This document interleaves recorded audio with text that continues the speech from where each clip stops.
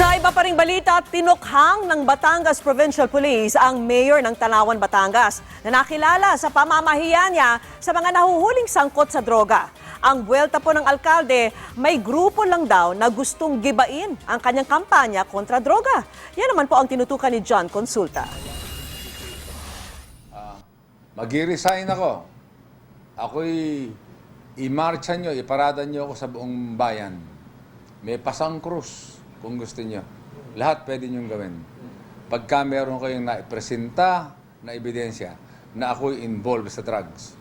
Handa raw maiparada sa kanyang sariling walk of shame si Tanawan Mayor Tony Halili sa oras na makapaglabas ng kahit isang ebidensya ang Batangas Provincial Police na mag-uugnay sa kanya sa droga.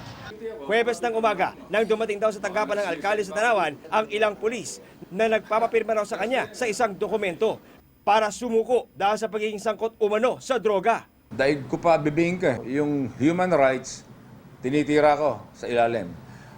Yung ibabaw, mga drug law, drug process, tinitira ko. Ngayon pala, on the side, meron pa palang PNP na dapat kakampi ko. May nakarating daw na impormasyon kay Mayor Halili na may grupong gustong gibain siya at ang kanyang kampanya kontra droga sa Tanawan. Mayor, may presyo ka na.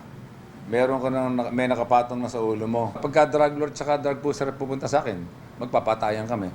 Pero tandaan nyo, pag pulis ang pumasok sa akin, hindi po ako lalaban. Pag dumating yung oras na ako'y pinatay ng pulis, hindi po ako lumaban. Gusto lang nila ako talagang patayan. Pati nga raw mga membro ng kanyang anti-crime group, iniipit din. Plano nilang patayin ako. Kasi kasama ko nga siya sa pagsugpo ng droga dito sa Tanawan, marami kami ng sagasaang sindikato dito. Patuloy naming sinisikap kunin ang pahayag ng Batangas Provincial Police Office para sa kanilang panig. John Consulta, nakatutok 24 oras.